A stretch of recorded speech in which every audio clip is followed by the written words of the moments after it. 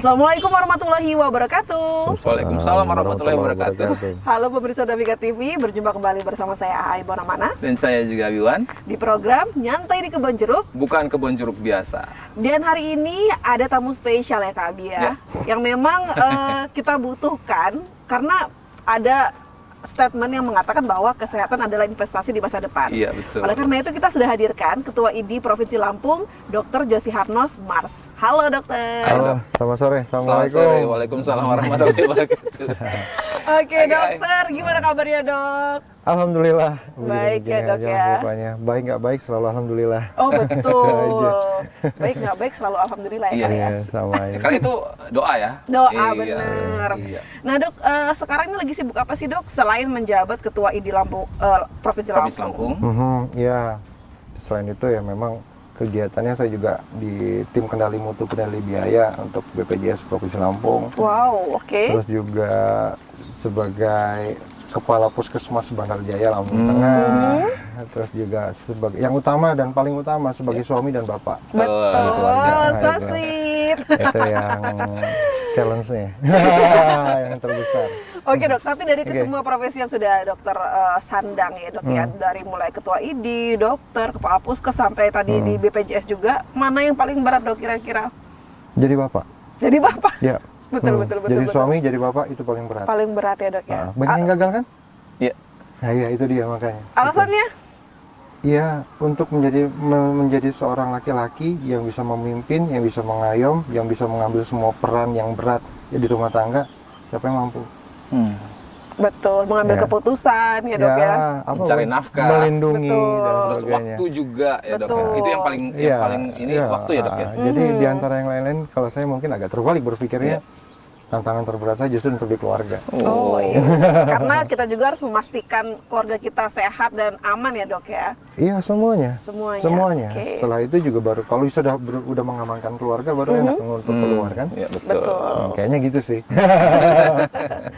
Tapi ya memang itu mudah-mudahan itu juga yang dirasakan semua bapak-bapak di dunia ya, nggak cuma dokter Iya, Inos. betul. Jadi kan, jadi lebih bertanggung jawab ya kak ya. Nggak tahu juga. Kita ngomongin rumah tangga nih ya. Iya. Jadi keluar Tapi dokter. tapi nggak apa-apa karena memang dari kesehatan kita juga Betul. harus ngomong soal kesehatan mental kan juga penting ya dok ya. Betul. Paling penting. Ya itu dia. Paling penting. Benar. Tapi dok di zaman sekarang nih yang makin semuanya serba instan dok ya, nggak cuma pola makan, tapi juga kerjaan pun sekarang instan semua dok ya. Iya. Mau kemana-mana udah nggak perlu jalan kaki, Iya. apalagi mau makan aja udah ada delivery ya kan. Iya. Jadi serba instan itu gimana dok untuk pengaruh ke kesehatan kita sendiri seperti apa dok?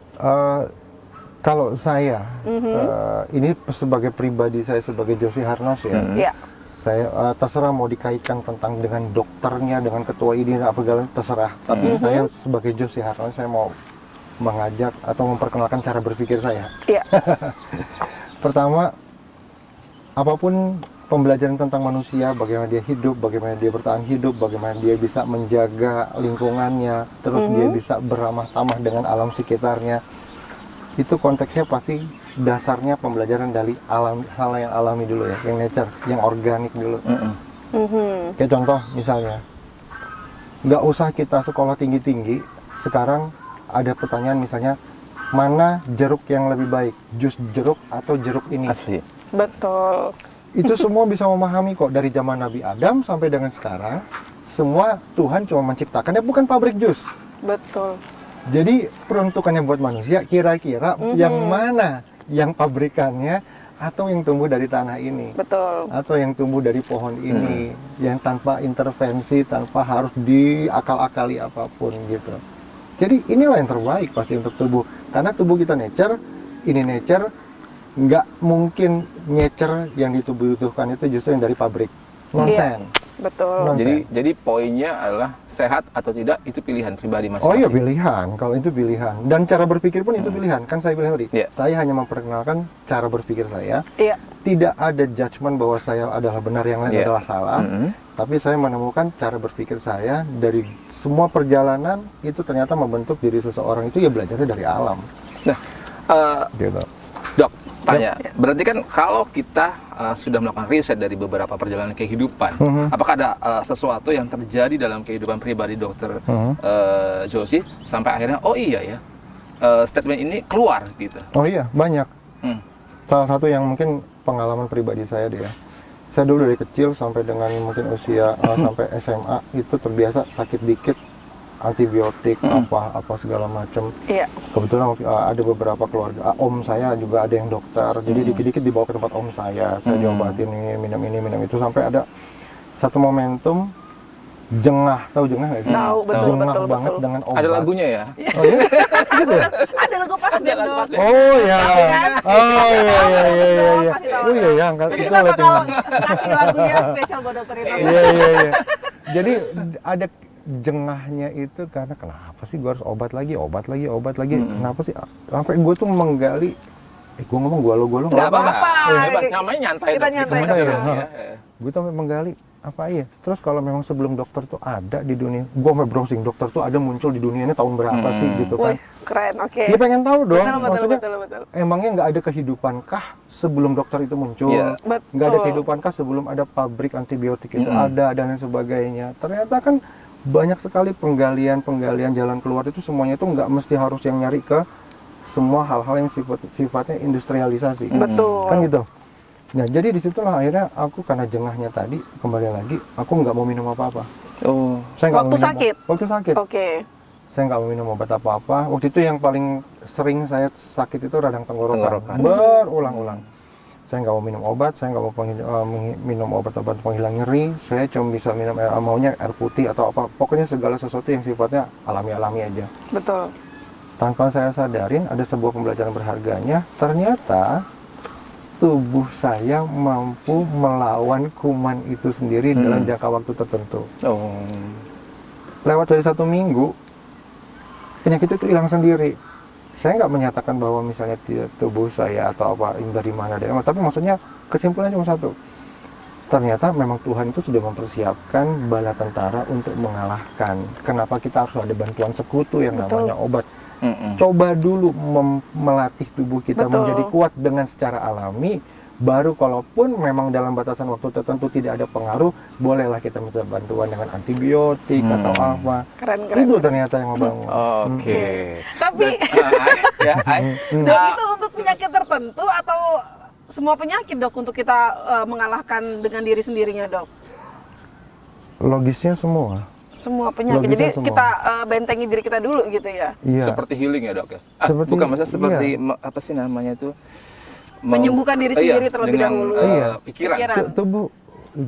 Tubuh kita kan ada atau nggak ada pikiran, gila ataupun waras ataupun tidak waras manusia itu ada sel darah putih, Iya, ada betul. immunity yang memang pasti itu akan dipengaruhi juga dengan kecemasan atau kebahagiaan, intinya begitu. Tapi konteksnya dengan penyakit itu, immunity itu akan tetap dia keluar, akan tetap melawan siapapun yang namanya antigen. Antigen Betul. tuh virus, kuman, bakteri apapun itu yang masuk ke tubuh. Nah, semua imunitas itu saya suka menyebutnya misalnya itu adalah bala tentaranya tubuh kita. Dia tuh hebat lagi, mereka tuh hebat lagi. Gitu. Iya, betul. Itu yang kita biasakan. Nah, Ai, kita akan bertanya, ini pernyataan ini sebelum menjadi dokter atau setelah menjadi dokter tetap di nyantai di kebun jeruk, bukan Kebun jeruk biasa.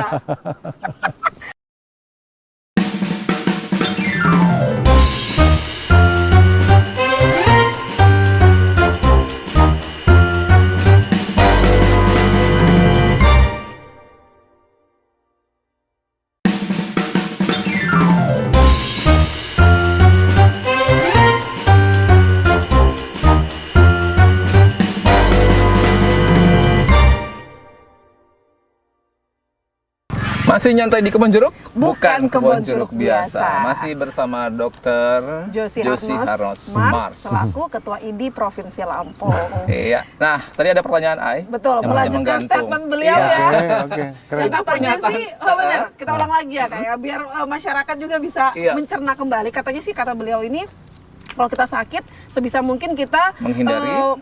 menyembuhkan dulu ya dok ya Iya. dari diri kita sendiri sebelum kita Mengkonsumsi ke obat. obat-obatan. Oke. Nah, pengalaman ini terjadi pasca menjadi dokter atau sebelum menjadi dokter? Oh, Dok? jelas pasca menjadi dokter, setelah menjadi dokter. Justru setelah belajar kesehatan ya, Dok ya? Jadi dulu sederhananya gini sih ya. Kalau saya tuh berpikir saya jadi dokter tuh bukan untuk ngobatin orang, tapi mengenal diri saya sendiri. Oh, awal niatnya. Nah, kalau orang-orang dulu niatnya pengen jadi dokter tuh pengen menyembuhkan penyakit orang-orang yang ada di sekitar kita, Dok. Iya, betul. tapi kalau nggak kenal diri, apa yang mau diobatin? Iya juga sih. Iya, kan kita tahu dulu diri kita. Karena diri saya, diri kamu, diri siapapun pasti kan akhirnya kan Kita nggak yang sama. Iya. Betul, Gitu betul. kan. Walaupun yang perbedaannya ukuran-ukurannya, batasannya. Misalnya nih, ambang nyeri si A dengan ambang nyeri si B pasti berbeda. Berbeda, betul. Yang satu dicubit udah ngejerit, yang satu dicubit masih santai-santai. Misalnya Betul, begitu. betul. Nah, itu berbeda-beda Iya. gitu. Nah, jadi kembali lagi yang tadi pertanyaannya, setelah saya masuk ke dunia kedokteran, sudah menjadi dokter, disitulah saya justru yang saya selami adalah diri saya sendiri, Iya. gitu. Tapi sekali lagi, ini ukuran diri saya ya. Tiap orang menurut saya wajib menemukan batasan dirinya masing-masing. Karena baju kita belum tentu cukup dengan baju orang lain, Iya, Dok ya. betul. Nafas boleh sama-sama oksigen, tapi apa yang mampu dilakukan setiap orang pasti berbeda-beda. Betul. Gitu. Karena perannya beda-beda. Iya. Oke, luar biasa. Tapi Iya. kira-kira untuk kalau pengalaman dokter nih, kata dokter kan sebelum menemukan obat itu kurang lebih seminggu tadi ya, Dok ya dikatakan, atau seperti apa, Dok? Ini tubuh saya. Mhm. Jadi tubuh saya dia punya kemampuan, walaupun dia batuk, walaupun dia demam. Kalau kita sadarin, boleh di browsing deh, boleh di cross check dimanapun. Tapi saya juga punya pertanggungjawaban terhadap kata-kata saya. Iya. Semua gejala yang muncul di tubuh manusia itu adalah salah satu bentuk proteksi perlawanan tubuh manusia. Misal, kenapa tubuh itu begitu sudah menerima sensor ada bakteri atau kuman yang masuk, maka dia langsung mendemamkan seluruh, mau diperintahkan untuk meningkatkan suhu tubuhnya. Karena harapannya di dalam suhu tertentu kuman tersebut lemah, lama-lama mati. Iya, Begitu betul. satu. Terus kenapa batuk? Karena paru-paru saluran nafas mendeteksi ada zat asing yang masuk. Masa mau dipendam? Betul, Ya betul. dibatukin dong, misalnya gitu. Oke, Terus betul. ada tiba-tiba pas lagi makan tiba-tiba ada kuman masuk ke saluran cerna, kedeteksi oleh saluran cerna, ya dimencretin. Iya, Masa mau dipendam sih? Iya, Iya betul. kan?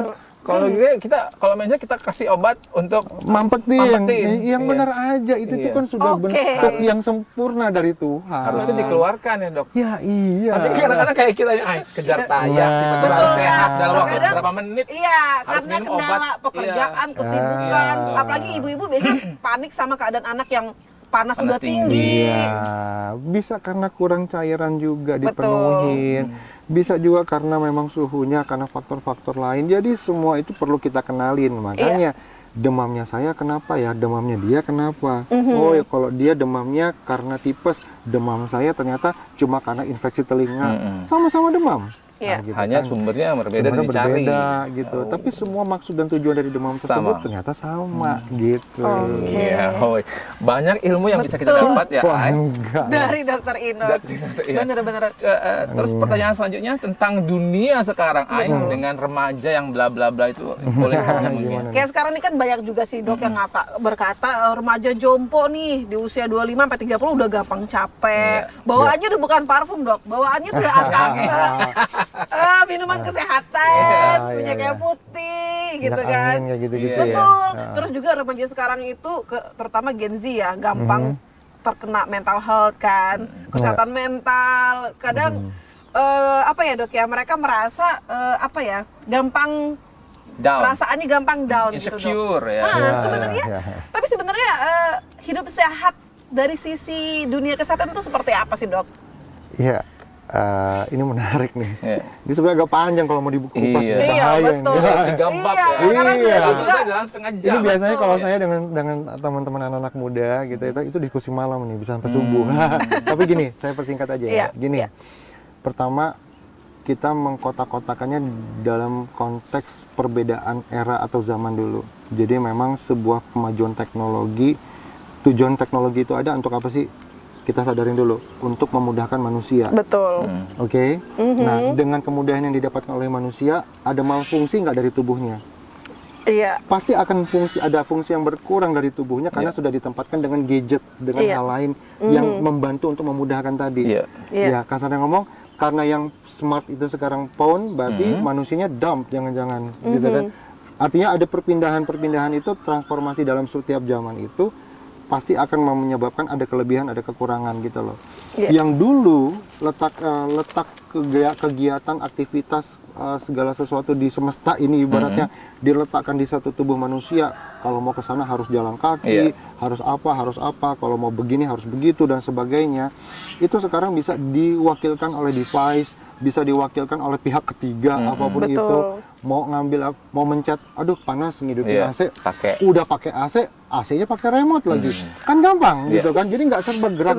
Nah itu betul. Nah makanya hukum alamnya, hukum keseimbangan alamnya di sini adalah jika di sini ada terjadi kemudahan yang didapatkan, pasti akan ada dampaknya di situ negatifnya, pasti dia akan pelemahan. Tapi itu hukum alam banget, normal ya, normalnya. Dan ini sudah eranya, zamannya masuk ke generasi Gen Z ya, generasi Z. Nah, tapi saya mengatakan generasi Z segini.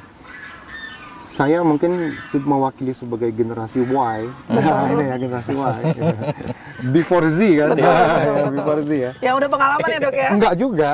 Pengalaman yang generasi sebelum saya lebih banyak pengalamannya. Tapi mewakili generasi Y, saya cuma mengatakan tidak meng-underestimate Gen Z, karena itu tetap tanggung jawabnya generasi yang sebelumnya untuk membentuk dan mendidik. Tapi percayalah, after Z will become A. Back to A. Ya, pasti itu. Jadi kita persiapkan setelah Z ini selesai, mereka akan menelurkan generasi A yang jauh lebih berkualitas, lebih kuat, dan seterusnya. Dan pasti orang akan jengah juga nih di situ dengan semuanya teknologi. Bisa jadi loh. Bisa jadi ya. Ada yang lebih memilih gerak ya, Dok ya, daripada harus memanfaatkan teknologi. Orang sudah mencari olahraga sekarang kan. Dulu olahraga itu yang penting raganya diolah, apa-apa bergerak. Sekarang olahraga bentuknya harus pakai sepatu mahal, sepeda mahal, tapi memang manusia yang nyiptain sendiri. Outfitnya dulu yang harus so spill dong ininya gitu kan. Story-nya dong, story. Kan gitu sih. Ya nggak apa-apa, nggak salah juga zamannya. Oke. Dok, tapi kita masih ada beberapa pertanyaan, tapi kita break dulu. Jadi jangan kemana-mana, tetap di Nyantai di Kebon Jeruk, bukan Kebon Jeruk biasa. Oke.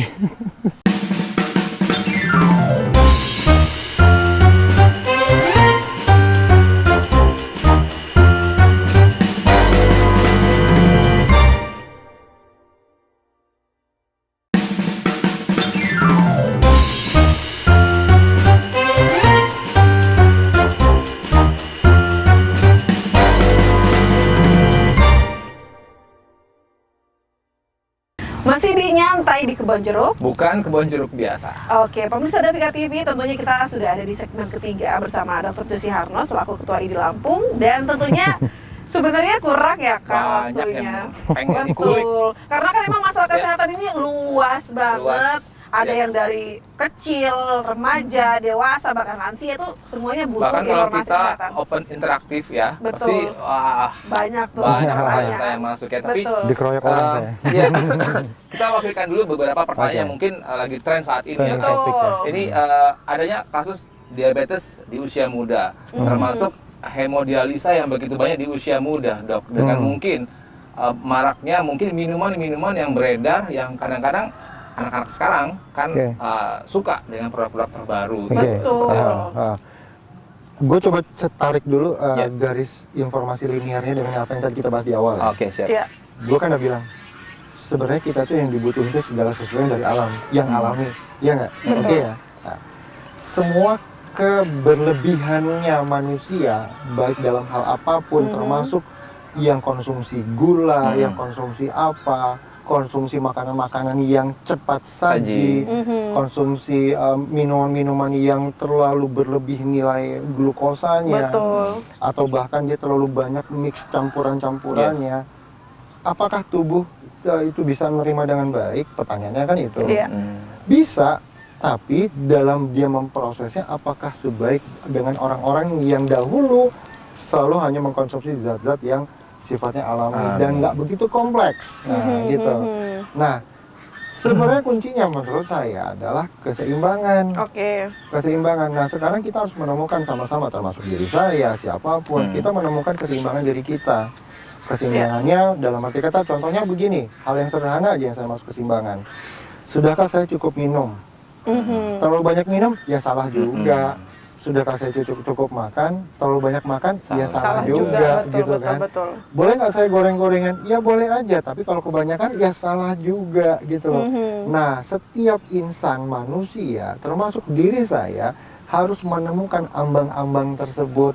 Sehingganya batasan sehat itu kita menemukan. Misal nih, saya kalau minum kopi tanpa gula dalam satu hari, maksimal itu 5 gelas. Saya biasa. Tapi kalau lebih dari itu, debar dada saya. Iya. Tapi ada orang lain yang, saya kalau minum kopi dok, 1 gelas aja, saya sudah susah tidur, susah ini, susah itu. Iya, betul. Silakan temukan ambang kita, disitulah kita anggap sebagai titik keseimbangannya. Saya sudah kecapean, saya nggak bisa dilanjutkan. Kalau dilanjutkan nanti saya bisa tepar, misalnya begitu. Kalau yang ini, oh enggak, saya mah biasa kerja terus, nah kan gitu. Iya. Ambang titik keseimbangan itu yang perlu kita temukan dan kita tetapkan. Nah, kembali ke kasus diabetes itu, diabetes pada anak-anak itu berubah karena semuanya pola industrialisasi yang sekarang mewabah di mana-mana. Yang ketinggalan akhirnya yang original ini ketinggalan informasinya dan nggak pernah dipakai lagi. Kecuali yang beli nanti lama-lama ini pabrik, bukan lagi manusia yang pengen makan jeruk. Contoh kecilnya begitu. Nah, betul. Kembali lagi, jadi artinya tentang diabetes, tentang apa, manusia kalaupun memang butuh gula gitu, gula itu berapa banyak sih, gula itu dari mana sih, terus dalam sehari itu berapa banyak gula, apakah bentuk gula itu adalah hanya gula saja. Ternyata perlu kita kenal bahwa semua jenis karbohidrat itu kalau sudah masuk dalam tubuh berubah menjadi gula. Betul. Terus apa kita perlu lagi tambahan gula lagi? Jangan misalnya makan mie, tambahin nasi sedikit, terus pakai kerupuk, minumnya es teh manis. Waduh, banyak karbo, pakai gula. Begitu masuk, percayalah, mungkin 25, 26 sampai 30 mudah-mudahan masih bisa dilewatin. Tapi begitu sampai di usia 30 udah mulai muncul gejala diabetes. Astagfirullah, takut. Nah itu makanya menurut saya tidak mengatakan, sekali lagi, saya bukan sebuah kebenaran. Saya pun tidak ada matinya untuk belajar. Saya pun masih terus belajar. Mudah-mudahan nanti setelah generasi saya menemukan kebenaran-kebenaran yang baru lagi, lebih luas dan lebih bermakna lagi. Tapi intinya adalah kembalikan segala sesuatu formatnya manusia kepada hal-hal yang sifatnya alamiah. Back to nature. Back to nature. Percayalah, manusia diciptakan bukan karena Tuhan menciptakan pabrik apapun, bukan menciptakan sepatu merek apapun untuk olahraga dan sebagainya, baju apapun buat bergaya, tapi segala sesuatu yang tumbuh dari sini dan apa yang ada di atas ini. Iya dok, padahal doa itu baru punya rencana mau buat pabrik apa, minuman apa. Oh gitu ya, waduh. Oke, nah ini kan kita ngomongin soal penyakit yang beredar ya dok ya, sekarang lagi booming di usia muda ya dok ya. Tapi sebenarnya penyakit yang paling berbahaya sejauh ini sampai tahun 2024 ini apa sih dok, dan siapa nih siapa nih yang paling rentan terkena penyakit tersebut? Oke, tergantung pertanyaan itu tergantung siapa yang bertanya sih sebenarnya begini. Maksudnya yang tanya dok. yang nanya kapasitas. Oke. Mewakili. AI bertanya dalam hal kapasitas penyakit yang ada di tubuh atau yang lain. Karena saya juga punya kacamata yang berbeda. Senang aja begitu. Saya lebih khawatir orang dengan gangguan batin, kejiwaan mental dibandingkan walaupun dia dibandingkan orang sehat tapi dia konsumsi dia sehat secara physically tapi dia justru gangguan mentalnya gangguan batin, tapi dia punya kesehatan batin mental tapi dia punya sebuah penyakit fisik, itu bisa membawa dia berpikir lebih logis dibandingkan orang yang merasa dirinya sehat tapi jiwanya terganggu, semacam depresi gitu nggak sih dok? Walaupun apapun depresi yang tidak nampak ya dok, depresi itu bagian kecil. Ini lebih berbahaya daripada depresi ya dok? Di atasnya lagi? Obsesi. Waduh. Salah nggak orang punya obsesi? Betul. Tapi kalau berlebihan? Wah itu bisa bahaya banget sih. Waham. Waham kebesaran. Ya banyak lah di Indonesia ini. Apalagi zaman-zamannya kemarin nyalek, yang ngerasa jadi apa gitu-gitu kan. Betul. Ya itu mengerikan, itu berbahaya. Suatu hari kita akan kupas masalah kesehatan mental dengan Dokter Josie khusus ya, karena luas Betul. manfaat dan jangkauannya. Nah, kita ke pertanyaan yang hampir terakhir, itu soal apa tadi? Minuman atau konsumsi obat-obatan warung yang biasa Iya, betul. kita konsumsi agar jika dikonsumsi secara berkelanjutan gitu loh dok, kira-kira berbahaya nggak buat tubuh kita? Karena kan kayak sekarang nih orang yang sakit mah minum obat nih, terus sembuh, besoknya sakit mah lagi, nggak tahu kapan minum lagi, dan dikonsumsi secara terus-menerus, bagaimana dok? Ini juga berhubungan dengan bahasan saya yang tadi sebenarnya. Berhubungannya begini, saya coba jembatanin ya. Iya, oke. Kalau pertanyaannya itu tentang mengkonsumsi apa secara rutin segala macam, itu nanti dulu. Saya perkenalkan dulu cara berpikir seorang dokter. Cara berpikir seorang dokter itu bukan sakitnya apa diberikan obat apa. Tapi sakitnya apa, berpikirnya seorang dokter pasti akan berpikir apa penyebabnya. Jadi dicari penyebabnya dulu. Akar masalahnya. Apa yang melatar belakangin. Jadi yang diatasin itu bukan sakit gejalanya, tapi penyebab yang dikejar dan itu harus diperbaikin. Nah, pertanyaan saya, sudahkah kita semua menemukan jawaban dari kebiasaan kita itu, misalnya minum obat warung kah atau apa, penyebabnya apa? Betul. Itu dulu. Betul. Itu dulu yang harus kita gali. Jadi nanti itu yang saya bilang, kita sama aja seperti kayak mengenal diri sih sebenarnya. Kita lagi menggali diri. Kita lagi kontemplasi gitu kan. Kenapa ya gue sakit kepala, tapi kalau gue nggak minum obat ini, gue nggak hilang-hilang, ini nggak ganggu nih, gue nggak bisa aktivitas dan sebagainya gitu. Tapi begitu kita misalnya minum kopi pahit, sembuh. Ternyata hilang sakit kepala gue. Terus kalau misalnya gue olahraga, terus hilang kepala gue. Terus kalau gue berkeringat, jadi hilang sakit kepala gue. Ternyata, kurang gerak, kurang. Misal begitu ya. Gue bilang ini tentang diri gue lah, ini pengalaman gue. Jadi temukan something inside di diri kita masing-masing dengan segala batasan-batasannya. Borderline itu yang kita tetapkan nanti untuk menjaga keseimbangan kita. Jadi bukan obat warungnya ya. Sekali lagi, bahaya tidak bahaya, sekali lagi tidak ada yang tidak berbahaya kalau berlebihan. Selesai. Yang penting kenali diri. Misalnya kayak sakit mah tadi, aduh habis makan apa nih, atau aduh habis ngapain nih ya gitu dok ya. Kenal dulu sama diri kita. Iya, sama halnya kayak orang alergi datang ke puskesmas atau datang ke dokter, dok saya bentol-bentol segala macam, dikasih obat alergi, besoknya gitu lagi datang lagi dikasih obat lagi, ya dokternya sih senang-senang aja. Tapi kalau saya nggak senang. Saya bilang, Anda tidak mengenal diri Anda. Pencetusnya dong dicari tahu, terus kalau sudah ketemu dihindarin. Betul. Capek kan, kasihan ngeliat orang sakit lagi kan gitu sih. Iya betul. Ya. Aduh, kita jadi kayak diceramahin sama dokter ya. Gue nyeramain diri. Ya, banyak hal yang memang kadang-kadang kita baru sadar setelah kita berbincang-bincang seperti ini ya, dan kita berharap bahwa pemirsa di rumah juga mendapatkan manfaat yang luar biasa dari bincang-bincang kita, walaupun sebenarnya masih cukup banyak hal yang akan atau diinformasikan oleh Dokter Josie, tapi karena durasi durasi sekali lagi. Tapi dokter setuju nggak kalau ada part 2 dok? Ya kalau memang diminta, saya siap lah gitu. Harus ya. Soalnya kemarin kita sudah berapa kali ketemu, janjian. Iya, betul. Anggap aja itu sebagai permohonan maaf ya dok ya. Oke. Dok, mungkin pesan terakhir dok untuk pemirsa Davika TV terhadap kesehatan mereka. Di zaman sekarang terutama ya, karena zamannya makin Baik, pesan saya untuk masyarakat ya. Yang pasti jaga keseimbangan tubuh, keseimbangan makanan, keseimbangan minuman, keseimbangan stres dan pikiran, manajemen pikiran dan sebagainya, supaya kita bisa tetap menjaga tubuh kita, jiwa dan raga kita tetap bisa berfungsi secara maksimal setiap harinya dan bermanfaat untuk banyak orang. Itu aja. Thank you banget Dokter Josie sudah hadir. Informasi dokter.